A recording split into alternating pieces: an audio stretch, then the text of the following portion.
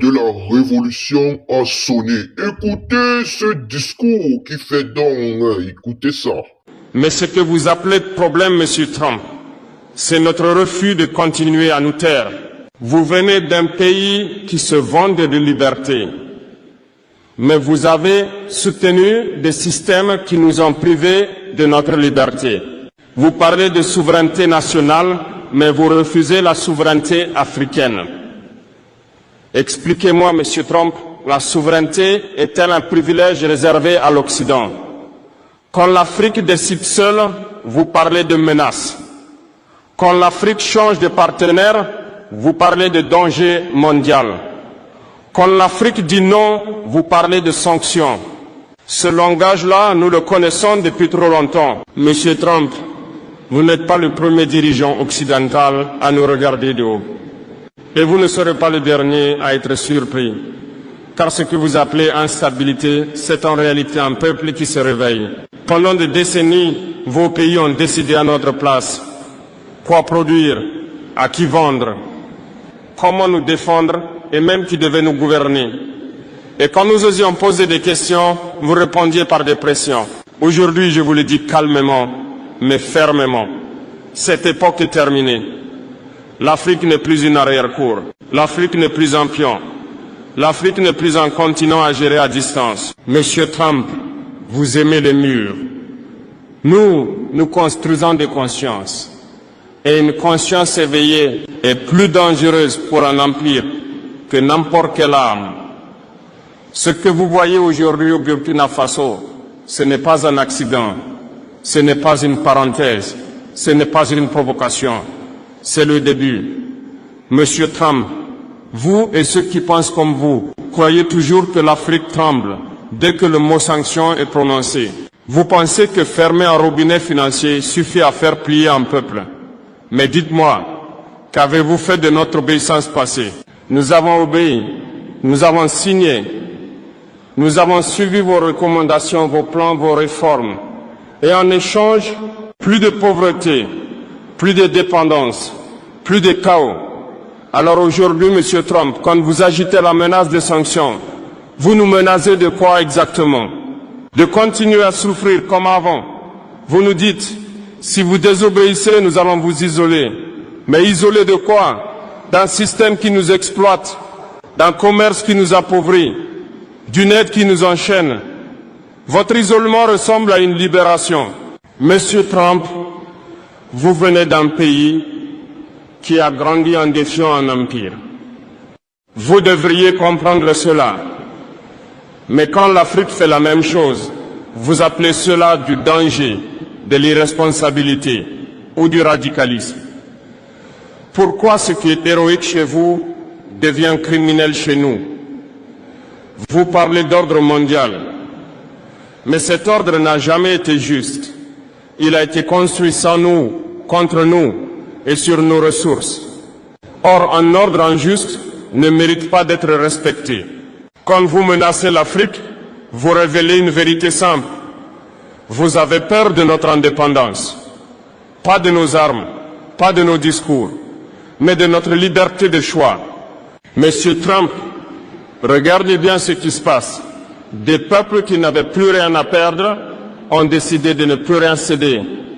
Et un peuple qui n'a plus peur est ingouvernable depuis l'extérieur. Vous pouvez punir des gouvernements, mais vous ne pouvez plus punir des consciences. Vous pouvez faire pression sur des élites, mais vous ne pouvez plus étouffer un réveil populaire. Aujourd'hui, je vous le dis clairement, nous préférons la dignité sous pression à la prospérité sous domination. Et ce choix-là, aucune sanction ne pourra l'effacer. Monsieur Trump, ce que vous appelez défi, nous l'appelons survie.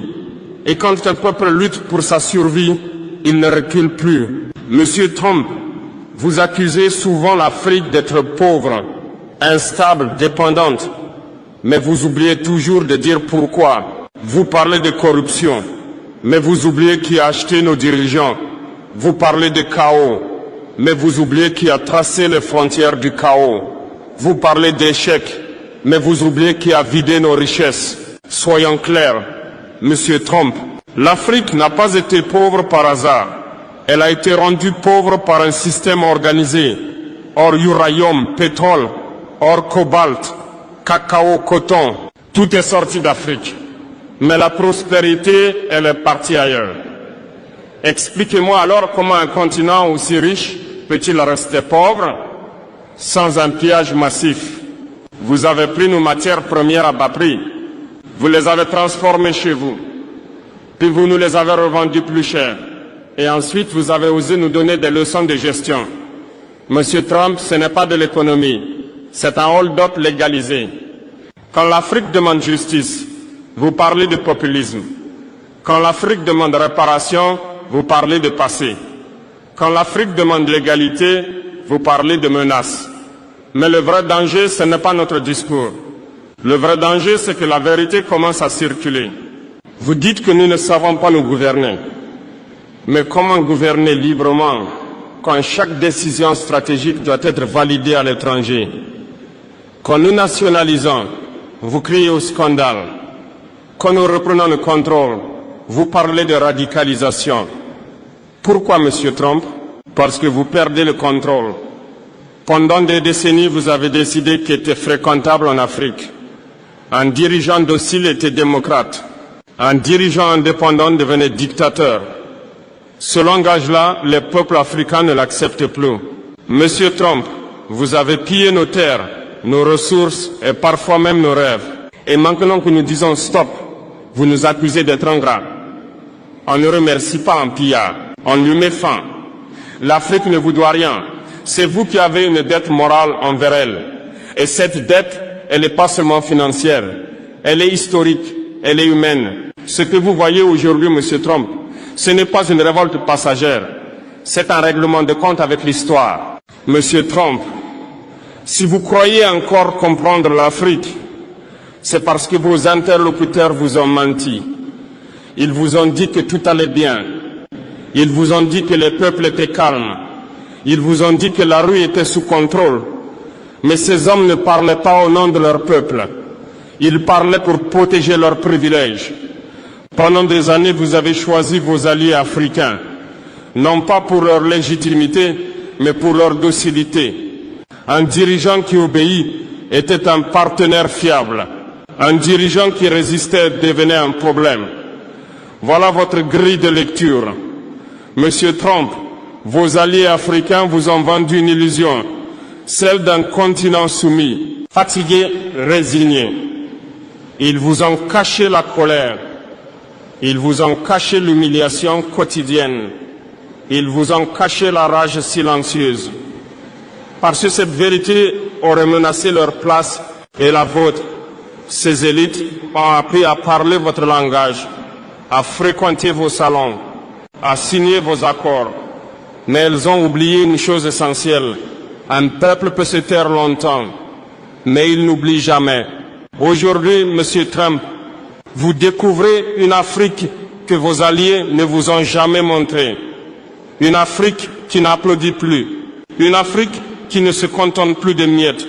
Une Afrique qui regarde ses dirigeants et leur demande des comptes. Et ces élites que vous protégez encore commencent à trembler parce que leur bouclier occidental ne les protège plus du regard du peuple. Ils ont trahi leur mission. Ils ont vendu leur souveraineté.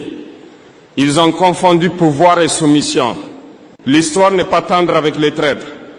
Monsieur Trump, ne vous trompez pas d'adversaire. Ce ne sont pas seulement des présidents qui vous parlent aujourd'hui. Ce sont des peuples entiers qui reprennent la parole. Et aucun accord signé en secret ne peut faire taire un peuple éveillé. Vous pouvez continuer à parler avec ceux qui vous rassurent. Mais pendant ce temps, le sol se dérobe sous leurs pieds. Car quand la légitimité disparaît, le pouvoir devient fragile. Monsieur Trump, vos alliés africains ne contrôlent plus l'Afrique. L'Afrique revient à ses peuples. Monsieur Trump, vous aimez donner des leçons de démocratie au monde entier. Vous distribuez les bons et les mauvais points, comme si la démocratie vous appartenait. Mais permettez-moi de vous poser une question simple. De quelle démocratie parlez-vous exactement? Quand un peuple africain vote mal, selon vos critères, vous parlez de dérive. Quand un dirigeant africain ne vous obéit pas, vous parlez d'autoritarisme. Mais quand vos intérêts sont protégés, même par la force, vous fermez les yeux. Voilà votre démocratie. Monsieur Trump, expliquez-moi pourquoi un dirigeant élu mais indépendant devient soudain dangereux, alors qu'un dirigeant contesté mais docile reste fréquentable. La démocratie ne devrait pas dépendre du niveau d'obéissance à Washington. Vous parlez d'institutions fortes, mais vous avez soutenu des régimes faibles tant qu'ils signaient vos accords. Vous parlez des droits de l'homme, mais vous avez serré la main à ceux qui les piétinaient tant qu'ils protégeaient vos intérêts. Monsieur Trump, ce double langage ne trompe plus personne. Quand l'Afrique fait choisir sa voie, vous appelez cela un risque pour la stabilité mondiale. Mais quand l'Occident impose la sienne, vous appelez cela de la responsabilité. La stabilité qui écrase les peuples n'est qu'une prison bien organisée. Vous nous dites vous respectez les règles internationales. Mais qui a écrit ces règles? Sans nous, contre nous, et souvent pour nous limiter. Alors aujourd'hui, Monsieur Trump, nous demandons une chose simple, les mêmes règles pour tous. Vous parlez de liberté d'expression, mais quand nos peuples s'expriment, vous financez le silence. Quand nos médias parlent trop fort, vous parlez de propagande. La vérité, c'est que vous supportez la démocratie. Seulement quand elle vous arrange, Monsieur Trump, la démocratie n'est pas un outil géopolitique. Ce n'est pas une arme, ce n'est pas un chantage. C'est un droit. Et ce droit, les peuples africains le reprendront eux-mêmes. Vous pouvez continuer à donner des leçons. Nous écrivons désormais notre propre définition de la légitimité. Monsieur Trump, vous parlez souvent de l'Afrique comme d'un continent faible, assisté et dépendant. Mais laissez-moi vous rappeler une vérité que vos conseillers préfèrent taire. Ce n'est pas l'Afrique qui dépend de l'Occident, c'est l'Occident qui dépend de l'Afrique. Vos industries, vos technologies, vos armées, vos économies modernes reposent sur ce qui sort de nos sols. Uranium pour vos centrales, cobalt pour vos batteries, or pour vos réserves, pétrole pour vos moteurs.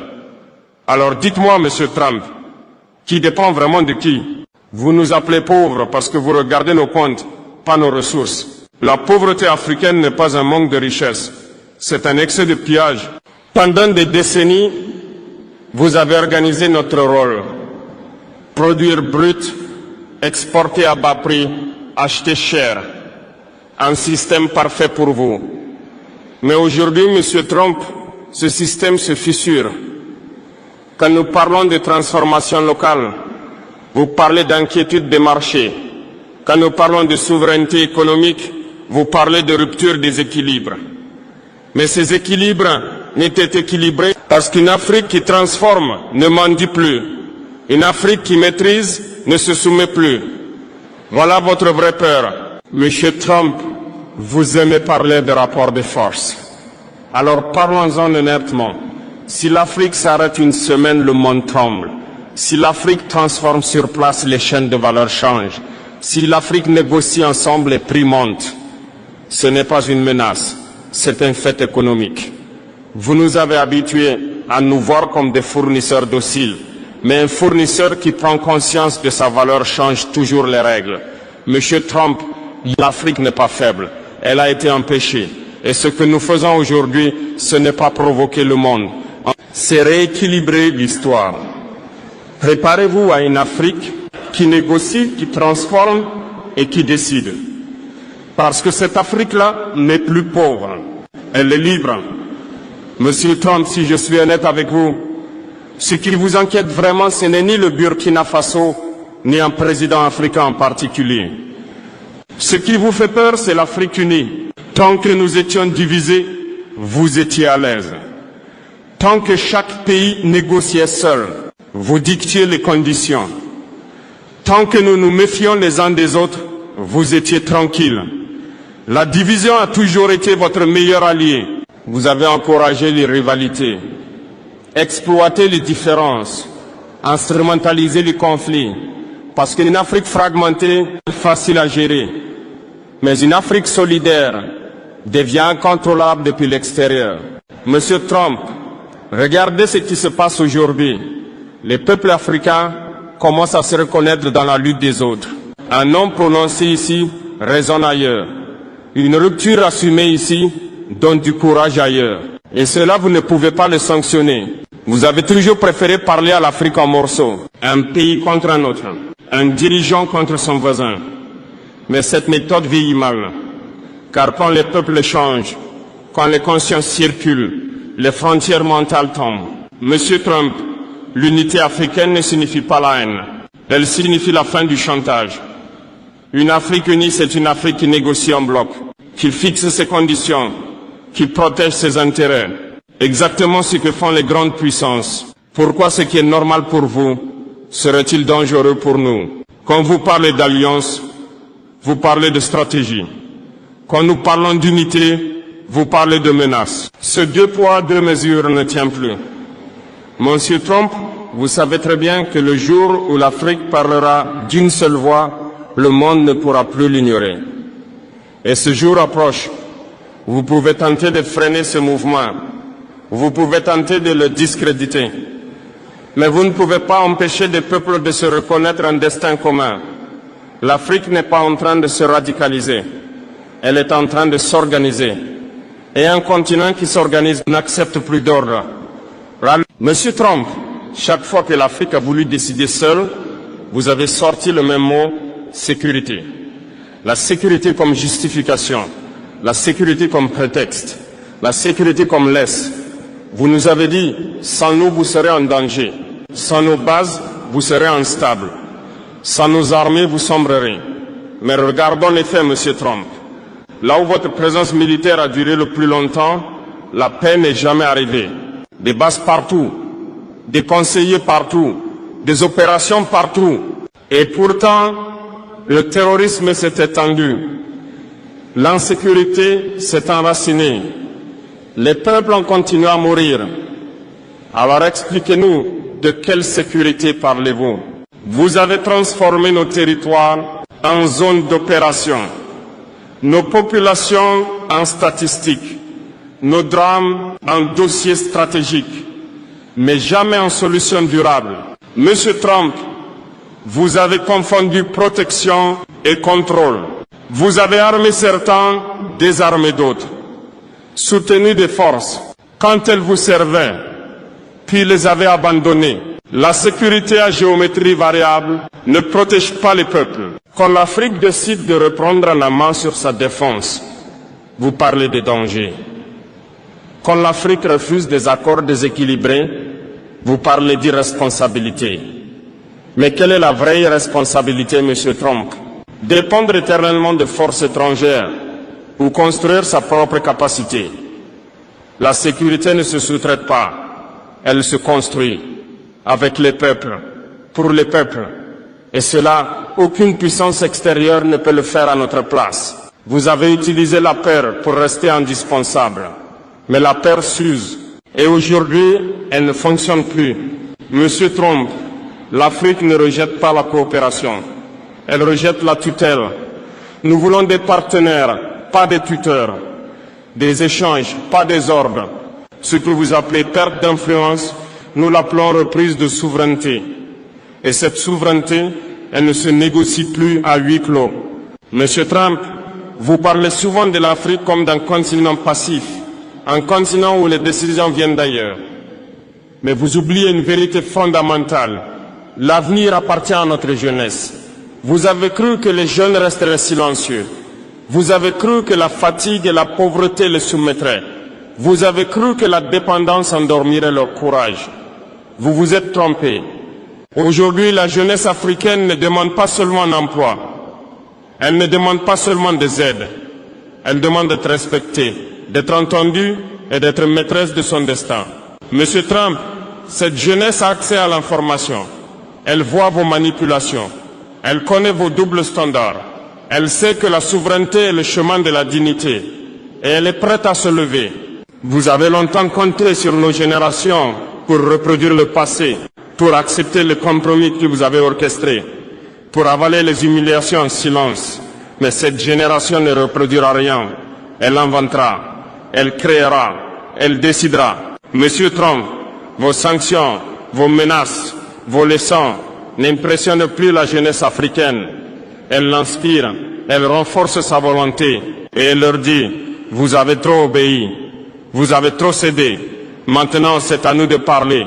Monsieur Trump, ne vous trompez pas, les rues que vous pensez calmes sont pleines d'oreilles attentives, de regards éveillés, de poings levés dans la conscience. La jeunesse africaine ne demande plus de permission, elle ne supplie plus, elle prend conscience de sa valeur. Et lorsqu'une jeunesse prend conscience de sa valeur, aucune puissance ne peut l'arrêter. Monsieur Trump, vous avez sous-estimé cette force silencieuse, cette force invisible, cette force irrésistible. La jeunesse africaine n'est pas l'avenir, elle est le présent. Et c'est cette jeunesse, avec sa clairvoyance et sa détermination, qui fera de l'Afrique un continent que l'on respecte et non que l'on contrôle. Monsieur Trump, vous avez souvent cru que l'Afrique pouvait être réduite à des chiffres, à des cartes, à des ressources. Vous avez cru que ces peuples pouvaient être ignorés. Vous vous êtes trompé. La véritable richesse de l'Afrique n'est pas dans ses mines, ses rivières ou ses forêts. Elle est dans ses peuples, dans leur intelligence, leur courage, leur mémoire. Et ce que vous n'avez jamais compris, c'est que sans dignité, il n'y a pas de peuple. Vous nous traitez comme des pions, comme des partenaires subalternes, comme si nos vies n'avaient pas d'importance. Mais Monsieur Trump, tant que vous ne respecterez pas notre dignité, vous ne comprendrez jamais l'Afrique. Vous avez jugé nos dirigeants sur votre agenda. Vous avez jugé nos choix sur vos intérêts. Vous avez jugé nos peuples sur des statistiques, mais jamais sur leur humanité. La dignité, Monsieur Trump, n'est pas négociable. Elle ne s'achète pas, elle ne se vend pas et elle ne se plie pas. Vous avez confondu le silence avec la soumission. Vous avez confondu la fatigue avec l'acceptation. Vous avez confondu la patience avec la peur. Mais la dignité ne dort jamais. Elle se réveille, elle s'affirme, elle riposte. Tant que vous ne respecterez pas notre dignité, aucune alliance, aucun accord, aucune aide ne pourra être authentique. Parce que la dignité, c'est ce que nous protégeons avant tout. Et c'est cette dignité, Monsieur Trump, qui guide chaque décision, chaque mouvement, chaque regard que nous posons sur notre avenir. Plus jamais soumis. Monsieur Trump, vous avez longtemps cru que l'Afrique devait supplier. Supplier pour l'aide, supplier pour la reconnaissance, supplier pour la sécurité. Vous vous êtes trompé. Aujourd'hui, nous ne supplions plus. Nous ne demandons plus la permission. Nous ne cherchons pas votre approbation. Nous négocions comme égaux. Chaque partenariat doit être juste. Chaque accord doit respecter notre souveraineté. Chaque engagement doit reconnaître notre valeur. Parce qu'un continent qui négocie en égal est un continent qui ne se soumet jamais. Monsieur Trump, vous parlez souvent de leadership. Mais un véritable leadership ne s'achète pas avec la peur. Il ne s'impose pas avec la force. Il se construit avec le respect mutuel. Et c'est exactement ce que nous exigeons. Nous ne sommes pas naïfs. Nous connaissons vos stratégies. Nous connaissons vos menaces. Nous connaissons vos tentatives de division. Mais nous avons aussi quelque chose que vous ne pouvez pas contrôler. Notre volonté de rester libre et souverain.